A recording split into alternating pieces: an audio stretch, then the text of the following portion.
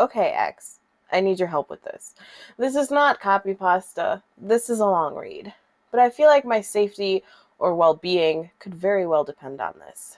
This is video game related, specifically Majora's Mask. And this is the creepiest shit that has ever happened to me in my entire life.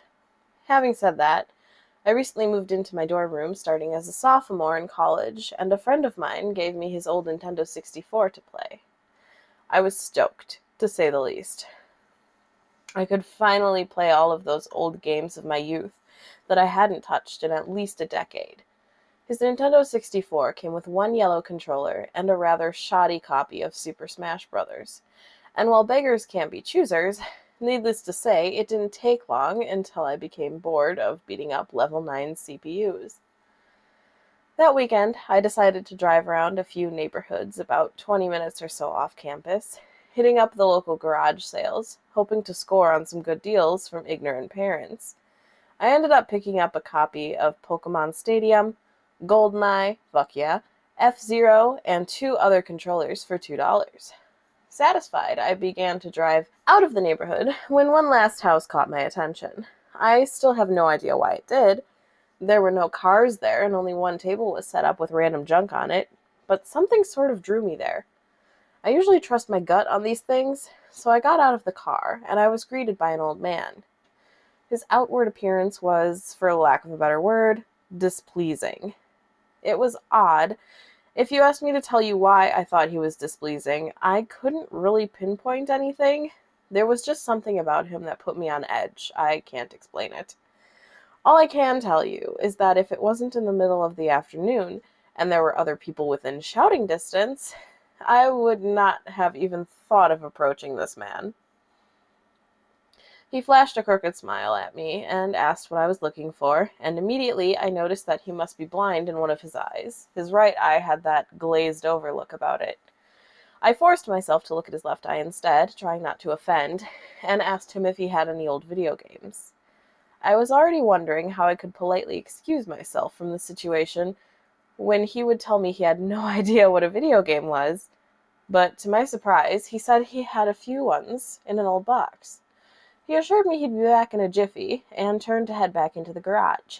As I watched him hobble away, I couldn't help but notice what he was selling on his table. Littered across his table were rather peculiar paintings, various artworks that looked like ink blots that a psychiatrist might show you. Curious, I looked through them. It was obvious why no one was visiting this guy's garage sale.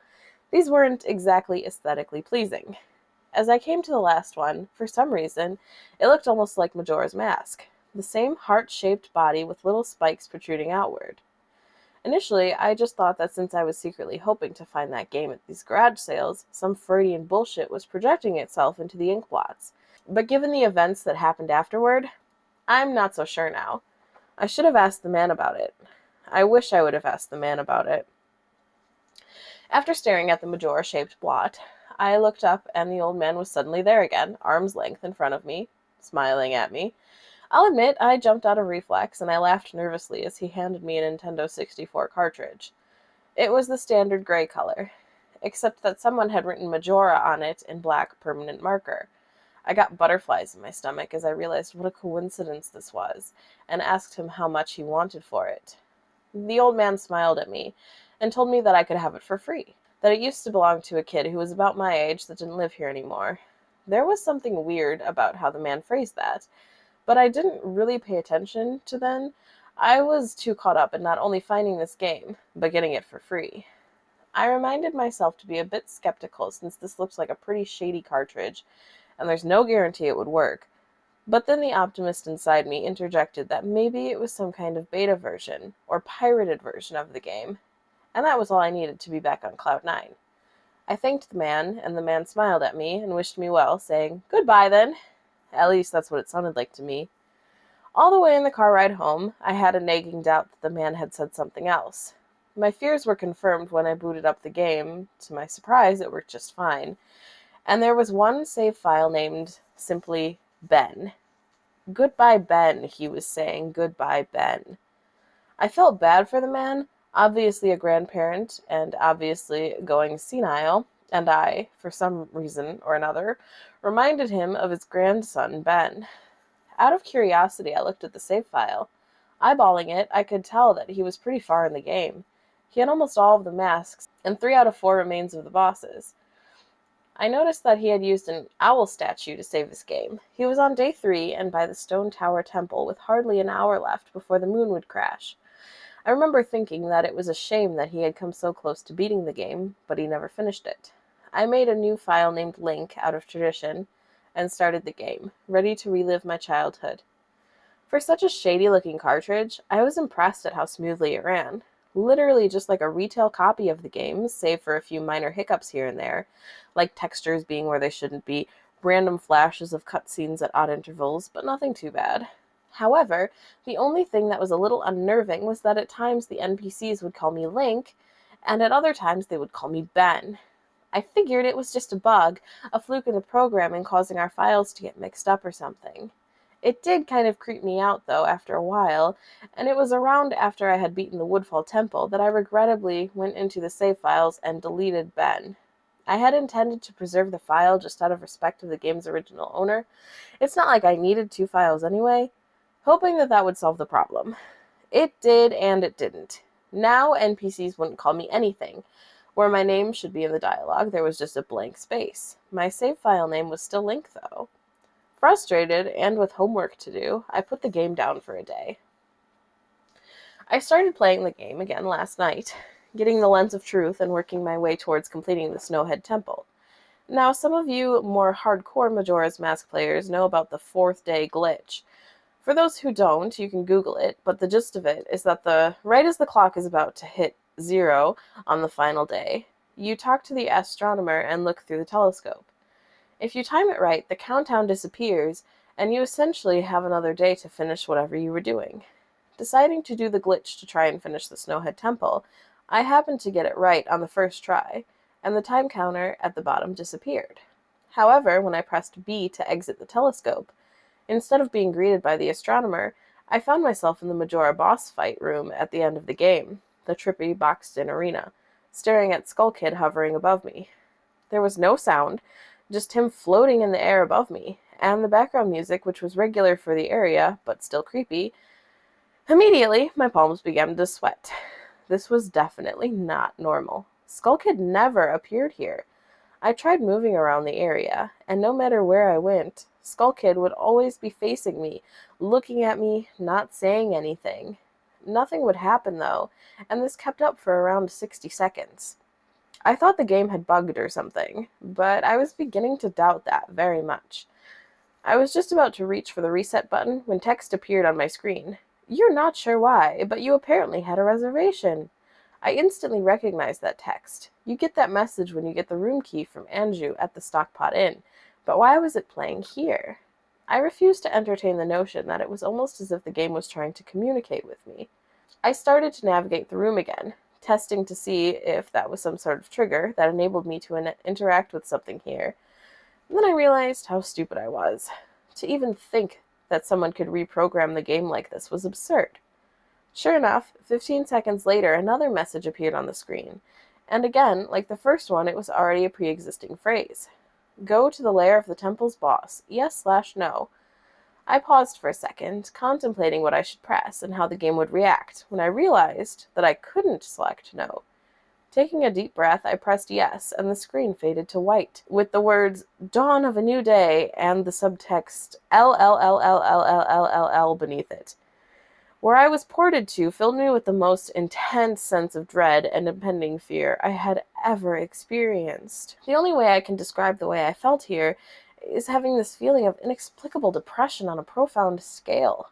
I am normally not a depressed person, but the way I felt here was a feeling that I didn't even know existed. It was such a twisted, powerful presence that seemed to wash over me. I appeared in some kind of weird Twilight Zone version of Clock Town. I walked out of the clock tower, as you normally do when you start from day 1, only to find that all of the inhabitants were gone. Usually with the 4th day glitch, you can still find the guards and the dog that runs around outside the tower. This time, they were all gone. What replaced them was the ominous feeling that there was something out there, in the same area as me, and that it was watching me. I had 4 hearts to my name and the hero's bow, but at this point I wasn't even considered for my avatar. I felt that I personally was in some kind of danger.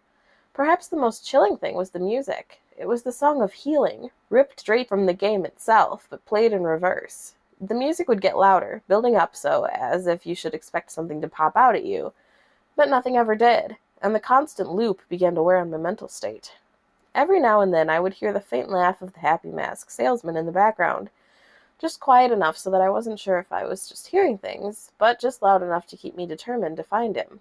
I looked in all 4 zones of Clocktown, only to find nothing. No one. Textures were missing. West Clocktown had me walking on air. The entire area felt broken. Hopelessly broken. As the reverse song of healing repeated for what must have been the 50th time, I just remember standing in the middle of South Clocktown, realizing that I had never felt so alone in a video game before. As I walked through the ghost town, I don't know whether it was the combination of the out-of-place textures and the atmosphere and the haunting melody of the once peaceful and soothing song being butchered and distorted, but I was literally on the verge of tears, and I had no idea why. I hardly ever cry. Something had gripped me here, and this powerful sense of depression that was both foreign and crippling.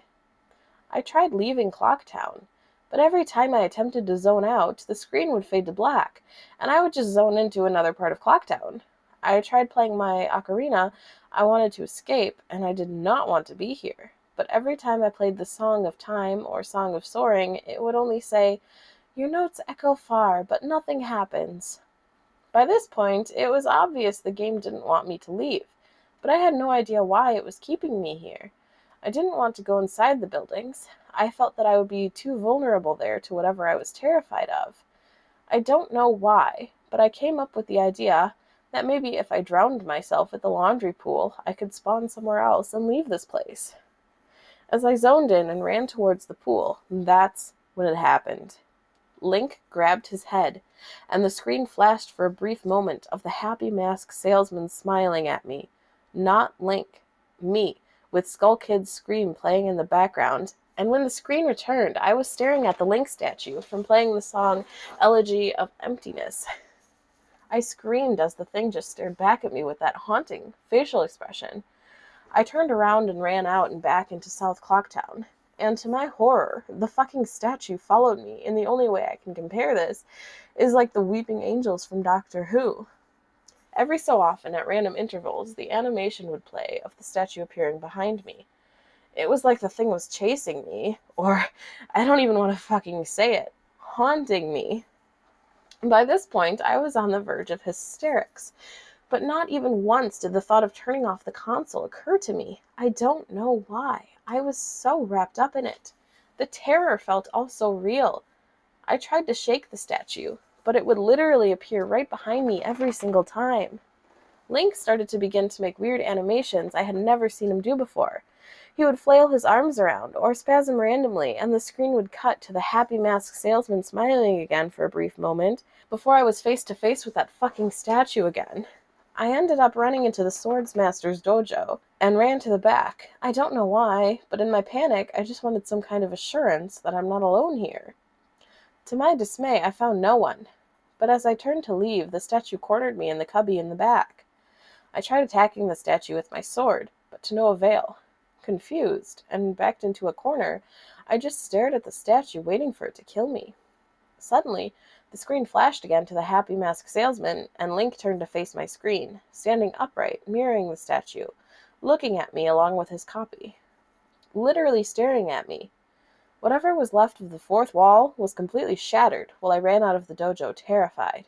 Suddenly, the game warped me to an underground tunnel, and the reverse song of healing queued up again as I was given a brief moment of rest, before the statue started appearing behind me again, this time aggressively.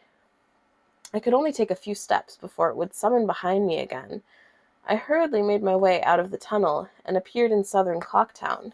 As I ran aimlessly, in a sheer panic, suddenly a re-dead screamed, and the screen faded to black as dawn of a new day and line appeared again. The screen faded in, and I was standing on top of Clock Tower with Skull Kid hovering over me again, silent. I looked up, and the moon was back, looming just meters above my head, but the Skull Kid just stared at me hauntingly with that fucking mask. A new song was playing. The Stone Tower Temple theme played in reverse. In some sort of desperate attempt, I equipped my bow and fired off a shot at the Skull Kid, and it actually hit him, and he played an animation of him reeling back. I fired again, and on the third arrow, a text box appeared saying, "That won't do you any good. Hee hee." And I was picked up off the ground, levitated upwards on my back, and then Link screamed as he burst into flames, instantly killing him. I jumped when this happened. I had never seen this move used by anyone in the game, and Skull Kid himself didn't have any moves. As the death screen played, my lifeless body still burning, the Skull Kid laughed, and the screen faded to black, only to have me reappear in the same place. I decided to charge him, but the same thing happened. Link's body was lifted off the ground by some unknown force, and he immediately burst into flames again, killing him. This time, during the death scene, the faint sounds of the reverse song of healing could be heard. On my third and final try, I noticed that there was no music playing this time, that all there was eerie silence. I remembered that in the original encounter with the Skull Kid, you were supposed to use the ocarina to either travel back in time or summon the giants. I attempted to play the Song of Time, but before I could hit the last note, Link's body once again horrifically exploded into flames, and he died. As the death screen neared its end, it began to chug, as if the cartridge was trying to process a lot of something. When the screen came to, it was the same scene as the first 3 times, except this time Link was lying on the ground, dead, in a position I had never seen in the game before, his head tilted towards the camera, with the Skull Kid floating above him. I couldn't move, I couldn't press any buttons. All I could do was just stare at Link's dead body. After around 30 seconds of this, the game simply fades out with the message, "You've met with a terrible fate, haven't you?" before kicking you out to the title screen. Upon getting back to the title screen and starting again, I noticed my save file was no longer there. Instead of Link, it was replaced with "Your turn." Your turn had 3 hearts, 0 masks, and no items. I selected Your Turn, and immediately when I did, I was returned to the clock tower rooftop scene of my Link dead and the Skull Kid hovering over, with the Skull Kids laughing, looping, again and again. I quickly hit the reset button, and when the game booted up again, there was one more save file added below Your Turn, entitled Ben. Ben's save file is right back where it was before I deleted it, at the Stone Tower Temple with the moon almost crashing. I turned the game off at that point. I'm not superstitious, but this is way too fucked up, even for me. I haven't played it at all today. Hell, I didn't even get any sleep last night. I kept hearing the reverse song of healing music in my head, and just remembering the sense of dread I felt exploring Clocktown. I drove back to the old man's house today to ask him some questions with a buddy of mine. No way I was going there alone, only to find that there's a for sale sign in the front yard. And when I rang the door, no one was home. So now I'm back here, writing down the rest of my thoughts and recording what happened. Sorry if some of this has grammatical errors and whatnot. I'm running on no sleep here. I'm terrified of this game, even more so now that I relived it a second time writing all of this down. But I feel like there's still more to it than meets the eye, and that there's something calling to me to investigate this further. I think Ben is something in this equation, but I don't know what. And if I could get a hold of the old man, then I would be able to find some answers. I need another day or so to recuperate before tackling this game again. It's already taken a toll on my sanity, I feel like. But next time I do this, I'm going to be recording my footage all the way through. The idea to record only came to me towards the end, so you see the last few minutes of what I saw, including Skull Kid and the elegy statue. But it's on YouTube here. I'm going to stay in this thread for a little while longer before I fall asleep to answer any questions you guys might have, or hopefully listen to your ideas or theories to help me shed some light into this, or maybe things I should try to do. I think I'm going to play Ben's file tomorrow to see what happens. Maybe I was supposed to do that all along. I don't believe in paranormal shit, but this is a little fucked up. But maybe this Ben guy is just a really good hacker or programmer. I don't want to think about the alternatives if he isn't. That's the end of the copy-paste. I'm hoping that maybe this is some kind of running gag the developers had, and that other people have gotten gag or hacked copies of the game like this. This just really scares me. I'm gonna post what happened, and link the video footage.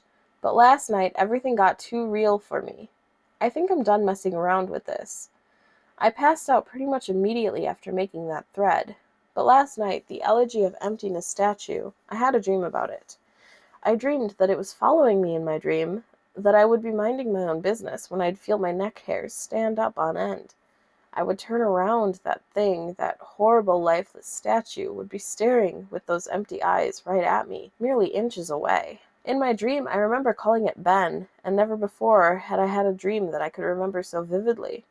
But the important thing is, I did get some sleep, I suppose. Today, putting off playing the game as long as I could, I drove back up to that neighborhood to see if the old man came back. As I expected, the car was still gone and no one was home. As I was walking back to my car, the man next door mowing the grass killed the power to his lawnmower and asked me if I was looking for someone. I told him that I was looking to talk to the old man that lived here, to which he told me what I already knew. He was moving. Trying a different avenue, I asked if the old man had any family or relatives I could talk to. I discovered that this old man had never been married, nor did he have any children or grandchildren through adoption. Starting to become worried, I asked one final question, one that I should have asked from the beginning. Who was Ben? The man's expression turned grim, and I learned that 4 doors down, around 8 years ago on April 23rd, the man informed me that it was the same day as his anniversary. That's how he knew the specific date. There was an accident with a young boy named Ben in the neighborhood. Shortly after his parents moved, and despite any further attempts to talk to the man to get more information, he wouldn't divulge anything else. I went back and started playing again. I loaded up the game, and immediately I jumped at the title screen where the mask flies by. The sound that played was not the normal whoosh sound. It was something much more higher pitched. I pressed start, bracing for the worst, but just like 2 nights ago, the files Your Turn and Ben were displayed. Truth be told, I looked at the Ben file earlier. It seems to fluctuate between displaying the owl save and not. I brought up the Ben file, hesitated for a moment, noticing that the stats were not the same as they originally were 2 days ago. It seemed like he had already completed the Stone Tower Temple this time. Summoning my courage, I selected it. Immediately, I was thrust into complete chaos. Sure enough, I was outside Stone Tower Temple, but that's about all that was expected. The zone itself wasn't called Stone Tower Temple, but rather ST space O space NE. And immediately, a dialogue box of complete gibberish that I couldn't make out greeted me. Link's body was distorted. His back was cocked violently to the side, where his posture was permanently disfigured. Link's expression was dull, almost monotonous. He had an expression on his face that I didn't recognize before. It was a blank look, as if he was dead. As Link stood there, his body spasmed irregularly back and forth. I examined what had become of my avatar, and noticed I had a C button item I had never seen before. Some kind of note, but pressing it did nothing. Sounds played back and forth that I didn't recognize from the game, almost demonic in nature, and there was some kind of high-pitched yip, or some kind of laugh, or something playing in the background. I had all of 2 minutes to take in the environment before another one of those fucking Elegy of Emptiness statues was summoned, and immediately after I was cut into the Dawn of a New Day screen, except this time it was out without the line subtext. I was a Deku scrub in Clocktown. This scene would normally play after the first time you traveled back in time. Tattle would say, "What just happened? It's as if everything has..." But instead of saying "start it over," she finished her remark in broken text as the laugh of the happy masked salesman played in the background. I was put back in control of my character, but from a fucked up camera angle. I was looking from behind the door to the clock tower, watching my avatar run around as a Deku scrub. Seeing as how I really had no place to go because I couldn't see anything, I begrudgingly went inside the door. There I was greeted by the happy masked salesman, who simply told me, "You've met with a terrible fate, haven't you?" before the screen whited out. I was in Termina Field as a human again. I might as well not have been playing the game anymore. I was being warped around and there was no sign of a day clock or anything. I took a moment to get my bearings as I looked around the field, and immediately I could tell that this was not normal. There were no enemies, and a twisted version of the Happy Mask Salesman's theme was playing. I decided to run towards Woodfall before I noticed a gathering of 3 figures off to the side, one of them being Epona. As I approached them, to my horror, I saw the Happy Mask Salesman, the Skull Kid, and the Elegy of Emptiness statue just standing there. I figured maybe they were bugged out, but by now I told myself that I should know better. Nevertheless, I approached them carefully and found that the Skull Kid was playing some kind of idle animation on loop, same with Epona, and the Elegy of Emptiness statue was doing what it had been doing all along, just standing there eerily. It was the Happy Mask Salesman that scared me more profoundly than the other two. He, too, was idle, wearing that shit-eating grin, but wherever I moved, his head slowly turned and followed me. I had not engaged in any dialogue with him, nor was I in combat with him, yet his head still continued to follow my movements. Reminded of my first encounter with the Skull Kid on top of Clock Tower, I pulled out my ocarina, to which the game played the ding sound when you're supposed to play your ocarina, and tried a song I hadn't played yet, the Happy Mask Salesman's own song, and the song that had been playing on loop back in Day 4, the Song of Healing. I finished playing the song, and as I did, an ear-piercing shriek blasted on my TV. The sky immediately started flashing. The Happy Mask Salesman's twisted theme song sped up, intensifying the fear inside me, and Link exploded into flames and died. The 3 figures stayed lit up during my death screen as they watched my lifeless body burn. I can't describe to you how sudden and terrifying the transition from eerie to terror it is. You're going to have to watch the video if you want to see firsthand. That same fear that caused me to lose sleep 2 days ago started to grip me again as I was met with the text box, "You've met with a terrible fate, haven't you, for the 3rd time?" There has to be some kind of meaning behind that. I had little time to ponder as I was immediately given another small cutscene of transforming into a Zora, and now I found myself in Great Temple Bay. Hesitant but curious to see what the game had in store for me, I slowly made my way towards the beach, where I found Epona. I wondered why the game had decided to put her here. Was the game implying she was trying to get a drink? Unable to take the mask off, I decided that riding the steed wasn't the reason she was placed there. Suddenly, I realized that Epona kept neighing, and the way she was angled made it look like she was trying to signal a point to me, off in the distance. It was a hunch, but I dove into Great Bay and started swimming. Sure enough, I almost missed it. I found something at the bottom of the ocean, one last Elegy of Emptiness statue. I went down to examine it, and suddenly my Zora started doing a choking animation I had never seen a Zora do before. Which didn't even make sense because Zoras can breathe underwater. Regardless, my character choked to death and died, and again the statue was the only thing that was highlighted in my death. I didn't respawn this time. I was booted back to the main menu as if I restarted the console. The press start screen was before me. I knew the only reason why it would put me here is because the save files had changed again. Taking a deep breath, I pressed start, and I was right. The new save files told me about Ben. Now it made sense why the statue appeared when I tried to go to the laundry pool. The game must have anticipated how I would have tried to escape the Day 4 clock town. The 2 save files told me his fate. As I suspected, Ben was dead. He had drowned. The game obviously isn't through with me. It taunts me with the new save files. It wants me to keep playing. It wants me to go further. But I'm done with this shit. I'm not touching any more of the files. This is already way too horrifying for me, and I don't even believe in the paranormal. But I'm running out of explanations. Why would someone send me this message? I don't understand it. I just get too depressed thinking about this. The footage is up here for those who want to see it and try and analyze it. Maybe there's some kind of coded message in the gibberish, or something symbolic in what I went through. I'm too emotionally and mentally drained to fuck with it anymore.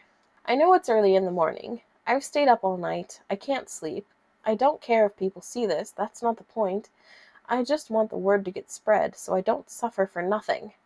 I've lost the will to type about this. The less I dwell on this, the better. I think the video just speaks for itself. I did what you guys told me to do. I played the Elegy of Emptiness song at the first prompt by the game I was given. But I think that's what the game, or Ben, Jesus Christ, I can't believe I'm even humoring the absurd idea that he exists in the game, wanted me to do. He's following me now. Not just in the game. He's in my dreams. I see him all of the time, behind my back, just watching me. I haven't gone to any of my classes. I've stayed in my dorm room with the windows closed and the blinds shut. That way I know he can't watch me. But he still gets me when I play. When I play, he can still see me. The game is scaring me now. It talked to me for the first time. Not just using text that's already in the game. It spoke to me. Talked to me. It referenced Ben. It talked to me. I don't know what it means. I don't know what it wants. I never wanted this. I just want my old life back. Stuff like this doesn't happen to people like me. I'm just a kid, not even old enough to drink yet. It's not fair. I want to go home. I just want to see my parents again. I'm so far away from home here at the school. I just want to hug my mom again. I just want to forget that statue's horrible blank face. My original game file is back, just the way I left it before it was gone. I don't want to play anymore. I feel like something bad will happen if I don't. But that's impossible. It's a video game. Haunted or not, it can't hurt me, right? Like, seriously though, it can't, right? That's what I keep telling myself. But every time I think about it, I'm not so sure. Let me just clear things up. I know you guys are worried, but Jaduzable is okay. He finished moving out today, and he said he's going back home. He's just taking this semester off. I'm not really sure what's happened. I have a vague idea, but you guys probably know more than I do. I'm Jaduzable's roommate, and obviously I knew something was wrong with him for a few days now. He stayed in his room all the time, fell out of contact with literally all of his friends, and I'm pretty sure he hadn't been eating hardly anything. After the second day, I couldn't stay in there anymore. So I've been crashing at a buddy's place, only coming into my room to get stuff that I need. I tried talking to him several times, but he would cut me off or keep the conversation brief when I asked him about his strange behavior. It felt like he was convinced something was haunting him. Yesterday, I came to grab my philosophy book, and he approached me, looking awful, like horrible bags under his eyes. He handed me a flash drive and gave me specific instructions. He told me that he needs me to do one last favor for him. He finally explained to me what was been going on, gave me the account info to his YouTube account, and told me that he's getting away from here, that it lured him to play it again instead of trying to change things, and that he shouldn't have done that, and to upload the footage and inform people what happened. I told him that he could do it himself, and he got this wild look in his eye and told me that he is never looking at that game again, and that's the last thing he said to me. He never even said bye when his parents came to pick him up. I never even got to meet his parents. I honestly can't tell you what happened. When he spoke, it was kind of hard to understand him, and his fucked up appearance really distracted me. On the flash drive, there was the footage of the game last night, a text document with his name and password for YouTube, and a third document called thetruth.txt, containing what he told me were his notes that he'd taken. He told me that this meant everything to him, that I follow his instructions exactly. Normally I wouldn't be so to the letter for a request over a fucking video game. But the way he spoke and the way he looked made me know that this was really serious, and I'm going to honor that. I've had this video since yesterday, but had to have someone help me use Pinnacle. That's not really my forte. That after watching it, I had to go back through and look at his other videos on his YouTube account to realize what was going on, and even then, I'm really confused. The video I'm releasing tonight, thetruth.txt, will be released on September 15th, just like he requested. I haven't dared peek at it yet, so the first time I see it will be the first time you see it, out of respect to my friend. To answer your questions, no, I haven't tried calling him yet. I think I'll give him a call tomorrow to see if he's okay or not. He should have gotten back home by now. About the video. In this video, I cut straight to when he loaded the Ben file in the game. Looking back, I realized that Jaduzable left the save select screen in because it said different names sometimes, so my bad for that.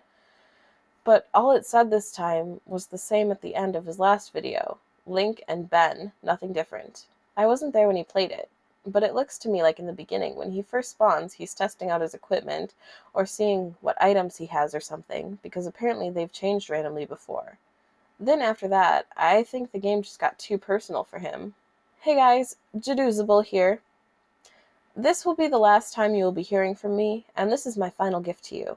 These are the notes that I have taken and the realizations I've made. Before I delve into this, I want to thank you for following me and thank you for listening. It feels like the weight of a powerful burden is about to be lifted. By the time you read this, I won't be around anymore, but after spending 4 days with this maddening game, I have begun to understand what's really at play here, and hopefully after reading this, we can ensure that this never happens again. There are things that I could not share with you while this was going on, due to the circumstances, to which I'll explain. With Ben blocking any attempt I made to try and relay the truth to you, I tried, ever so subtly, to warn you guys in various ways. Amidst the chaos and my delirium, I devised a barely noticeable pattern in my videos. In all 5 videos I recorded over the 4 days, I have either had the Mask of Truth, interacted with a Gossip Stone, or the Lens of Truth equipped at some point. For you Zelda enthusiasts, these are all symbols of honesty and trustworthiness, and I would hope that one of you may have picked up on the reference. As I played the file, which I would name Ben, being mindful of how Ben was watching over my every move in the game, I made a point to avoid doing anything too obvious. But I sent out a hidden message to you guys. I never equipped the lens, nor the mask, nor visited a stone. It worked, and the video was uploaded. I prayed that someone would notice the pattern didn't apply to Ben. The tags followed suit too. I hope you guys paid attention to those as well. They were my little messages to you. Nothing big enough that would catch Ben's attention or make him suspect anything. With Ben manipulating and changing my files, I honestly hope that what you guys saw was close to what actually happened. But there is no way for me to know. This may be a long read. I don't have time to proofread or make all of my research pretty, but here it all is. September 6th, 2010, 11 p.m. Can't believe what happened. Not sure if this is some kind of elaborate hoax. Despite the fear, I can't help but be exceptionally curious about this. Who or what is the statue? A lot of questions here. I'm starting this document as a diary, so I can keep track of everything. I'm typing up a summary of what happened, so I can come back to it later. September 7th, 2010, 2:10 a.m. Summary was posted here. You can go back and look at my first post for day 4.wmv for that. 4:23 a.m. I can't sleep. I've been trying so hard, but the harder I try, I just get more restless. I just feel like that statue is appearing whenever I close my eyes. 8:20 a.m. Didn't sleep at all. Just going to start my day. I don't think I have the energy to go to class today. I'm going to drive back down to talk with that old man, taking my buddy Tyler with me just in case. 1:18 p.m. Back home now, no sign of the old man. Really weird that he appears to be moving the next day, but maybe the for sale sign was up there yesterday and I just didn't notice it. Tyler wants to know what's gotten me all worked up. I didn't tell him. Going to eat. Feel like death. 3:46 p.m. Could have sworn driving back from Subway that I saw the elegy statue buried in some shrubbery staring at me go by. Now I definitely need sleep. 5 p.m. Don't think a lot of people would believe me if I told them about what's happening. Think I'm going to try posting this on the internet. Think I'll just use the summary. These notes are pretty sporadic. 6 p.m. Connected my capture card to my computer to upload the footage. Thought my computer froze for a second. It made this strange popping sound when I hooked everything up. But now it seems to be working fine again. My computer can't die on me now. 7 p.m. Footage is finished uploading. The quality is a lot better than I thought it would be. Gee, guess this really is a special cartridge. I've never had it come through this clear before. 8:45 p.m. Thought I saw an icon pop up on my desktop that looked like the statue's face for a split second. Gave me quite a scare.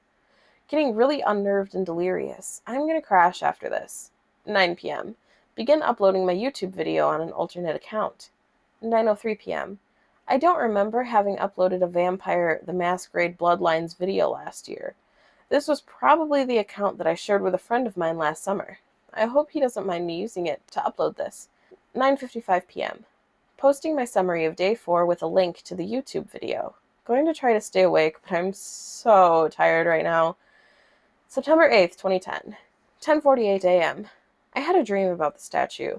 I dreamed that it was following me in my dream, that I would be minding my own business when I'd feel my neck hair stand up on end. I would turn around, that thing, that horrible lifeless statue, would be staring with those empty eyes right at me, merely inches away. In my dream, I remember calling it Ben. Power of suggestion, most likely. And never before had I had a dream that I could remember so vividly. 11:21 a.m. I really don't want to play this game again. I think I'm going to go back to see if that old man's there instead. 1:35 p.m. No old man, but I had an interesting conversation with his neighbor.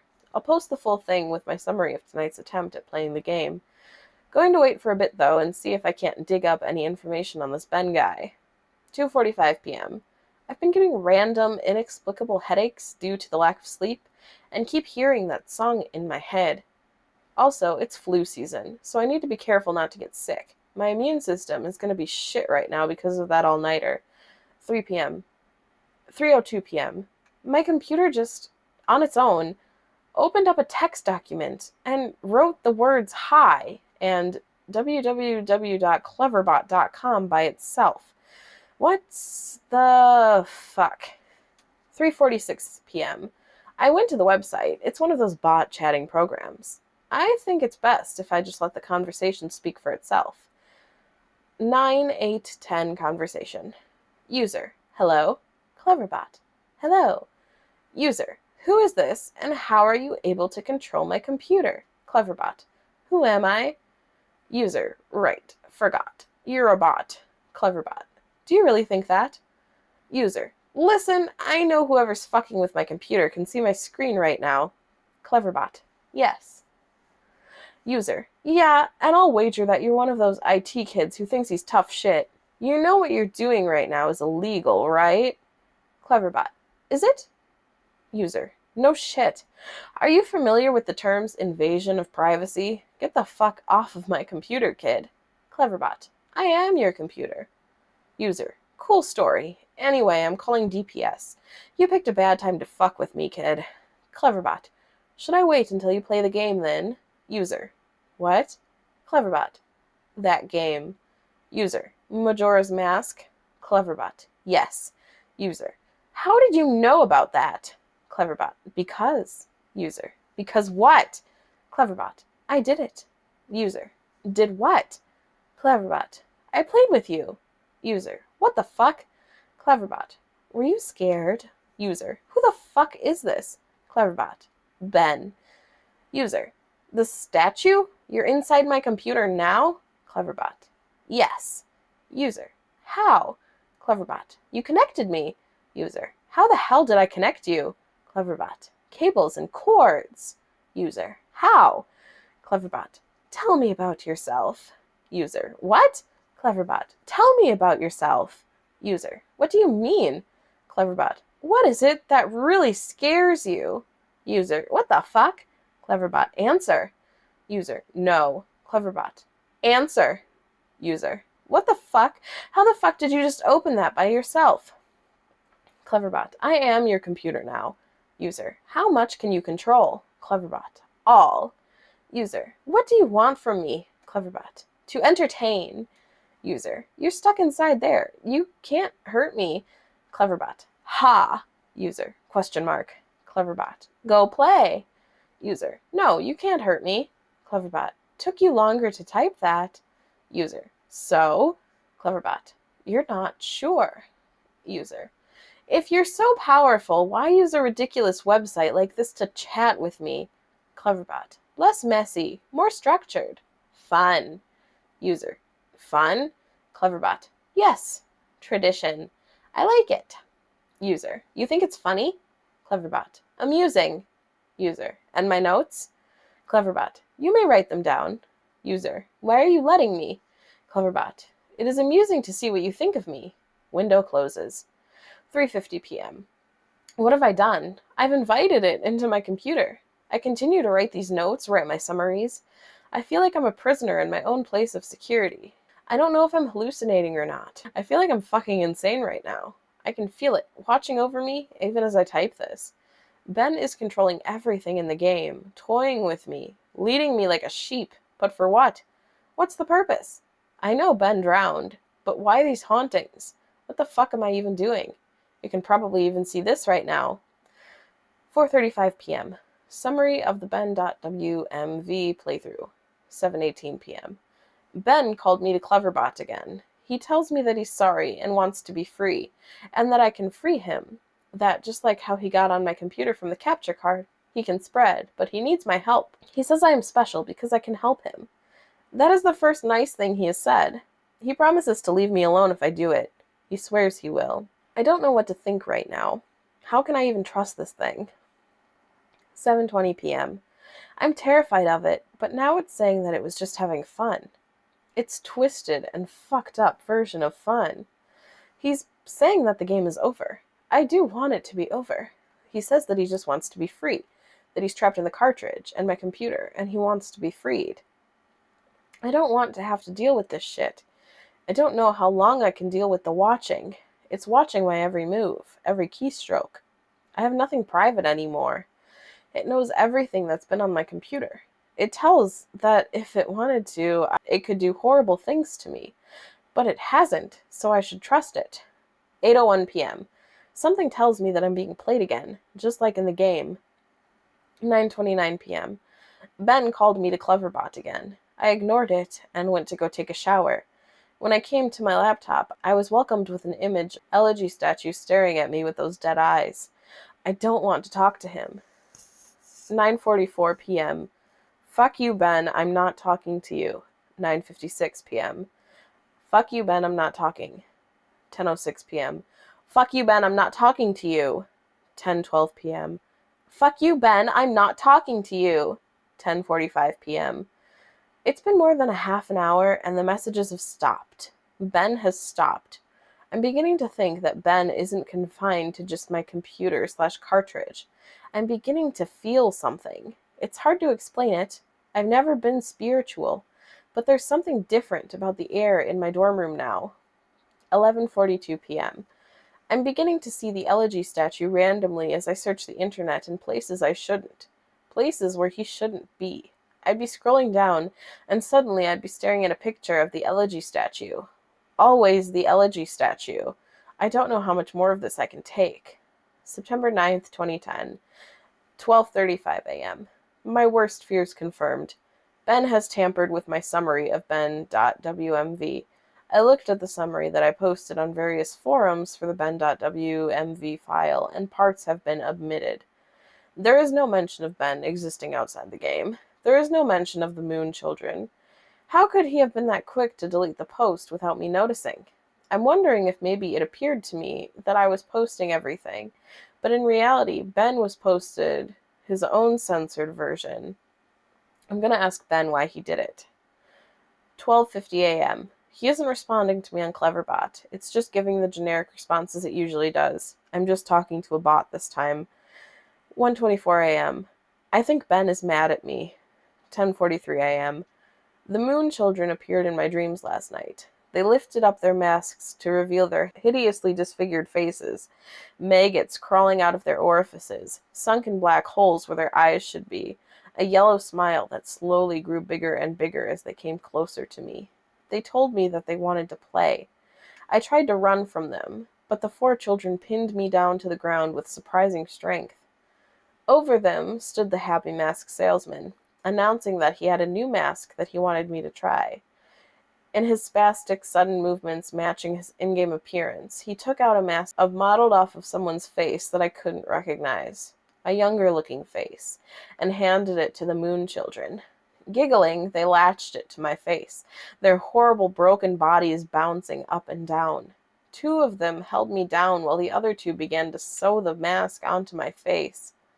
My shrieks and screams caused the Happy Mask salesman's face to turn into the most horrific smile I had ever seen.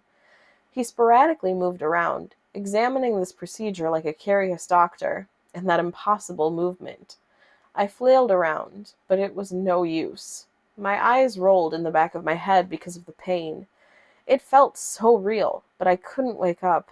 I couldn't wake up no matter how hard I tried. I couldn't wake up. After the mask was melded onto my flesh, they began sewing my legs together. Then my arms, the horrific feeling of a needle puncturing your legs and pulling them in, rupturing your Achilles tendons, and tying them together resonated throughout my entire body.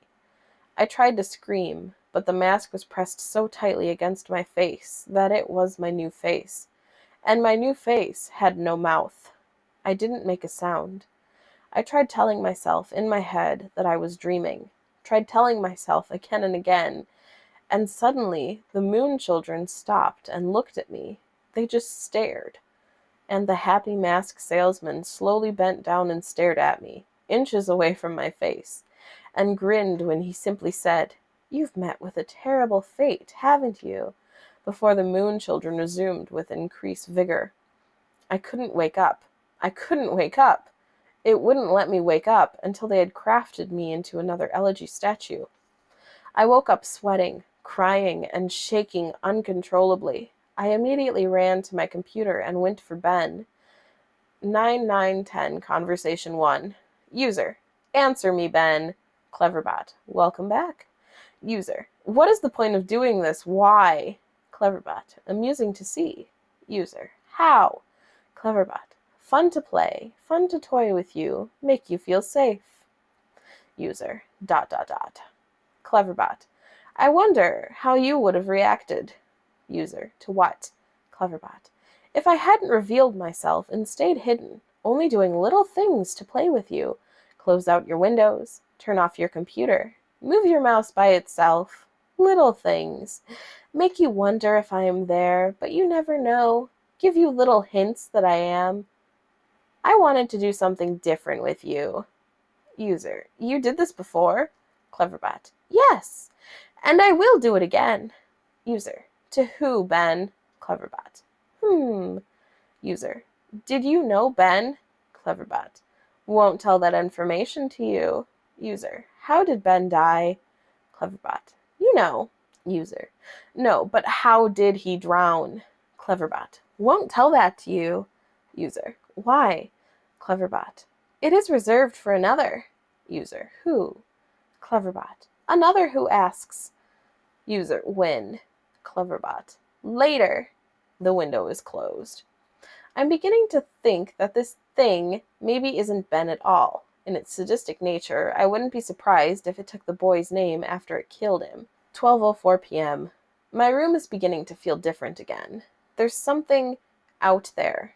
I feel really threatened, like there's something that is trying to reach out to me and strangle me, but it can't quite get there. 12:46 p.m. I think Ben doesn't want to play with me anymore. I'll play again. I'll play the game again, Ben. Can you see this? I'll play the game again. Please, just stop this. Please, please. 1:41 p.m. I'm going insane trying to decide what is real and what isn't. Is Ben just playing a trick on me, or is this for real? Is Ben generating these replies, or are people actually posting them? Did I just see that screen flicker, or was it my imagination?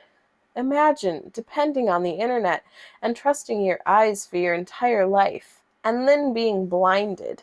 You can't rely on it anymore. You second-guess everything. For the brief moments I am looking at my responses to the videos, people were pointing out things that looked fake or photoshopped or whatever. And there is literally no way for me to know if Ben changed something on purpose to try and shut me up, or if maybe those replies were just constructed by Ben to try and discourage me from even reaching out. See, I get fucking caught in an infinite mindfuck loop like this, and this is what has been wearing on my sanity and pushing me to the edge. As I'm writing this, there's no way of even telling if anyone even cares as much as I think they do. Just another fucking trick. Is this whole document even exist? Am I writing nothing? 9910 Conversation 2. User. What is it? What's the point of playing? I die whenever I do anything. Cleverbot. You die because you can't figure out the secret. User. What? Cleverbot. Thematic. User. What the fuck are you talking about? Cleverbot. There's beauty in your suffering. The window is closed. 4:09 p.m. Ben is making me play the game again. It tells me that it has something very important to show me. 6:23 p.m. Summary of the Drowned.wmv playthrough. 9:09 p.m. Summary of the Children.wmv playthrough. September 10th, 2010. 11:52 a.m. The Drowned.wmv playthrough was up when I woke up today. I remember typing it up, but I don't ever remember posting it. He censored it again. There is no mentioning of the old man. I have no voice anymore. I am only posting what he wants me to. I am the mask he uses to disguise himself as he lies. 11:55 a.m. There's an entire video summary of a video that I don't remember doing. Reading through the summary, this sounds morbid, resembling my dream from 2 nights ago, except on a far more sadistic scale. These moon children, there's something more to them, almost as if they are another entity from Ben. Something happened last night that I can't remember. I'm posting the fourth summary to the forums now. Shadow of my chair moved. Noon. Ben won't let me visit YouTube. I can browse the rest of the sites, but he keeps on exiting the window when I go to YouTube. Why? 2:02 p.m. I'm feeling the air start to constrict. I don't think I'm alone here. Whatever aura has been here is getting more violent. 2:44 p.m. I'm trying to contact Ben on Cleverbot. He's not responding. I just get the AI. 3:51 p.m.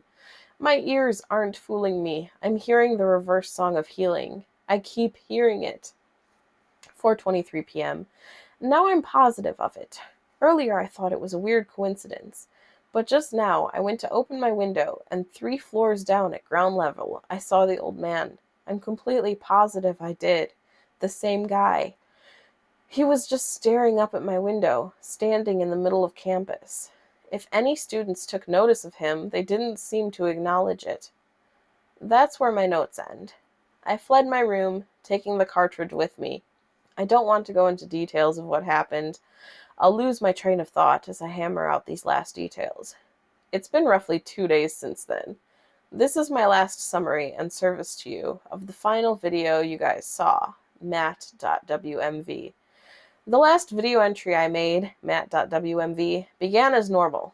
I was spawned in Clocktown as usual, and nothing seemed to be out of place. Determined to set things right and play the oath to order on top of the clock tower on the 4th day, I prepared myself. I sped up time and got to the final day, making my way to the observatory. As I got up to the telescope room and approached the astronomer, he would not let me look into his telescope. He told me that it would be cheating, and that I should follow the rules.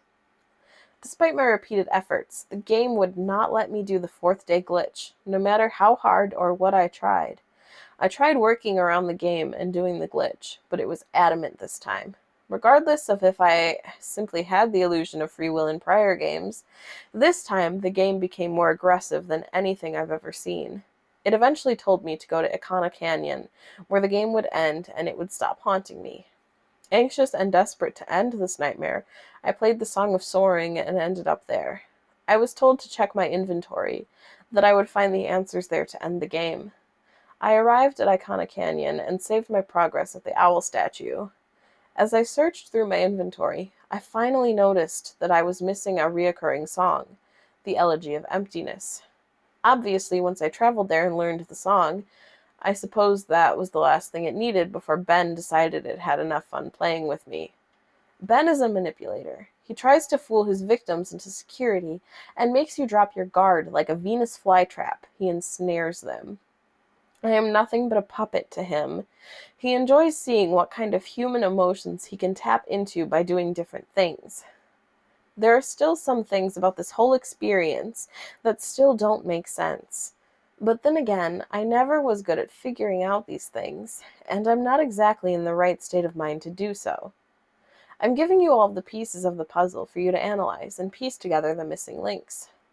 I'm typing these closing thoughts on the library computer on campus, and I've emailed myself the notes I have stored on my infected computer from the last 4 days.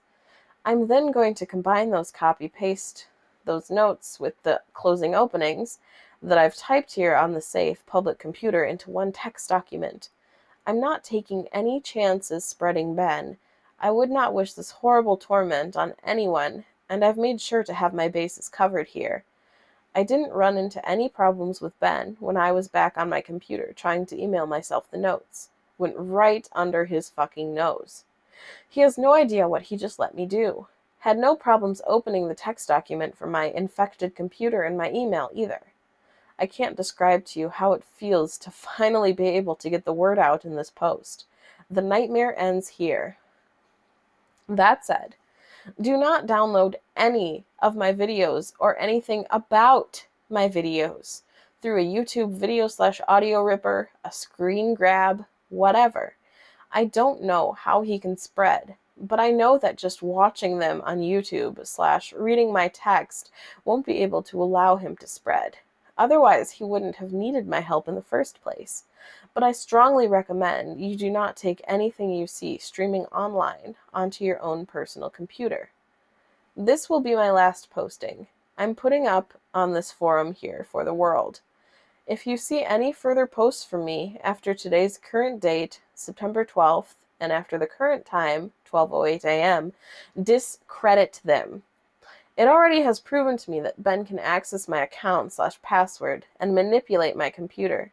And like I said, I have no idea to what extent it can do this, but know that it will do anything to break free. He is desperate. To ensure your safety, just forget about me, please.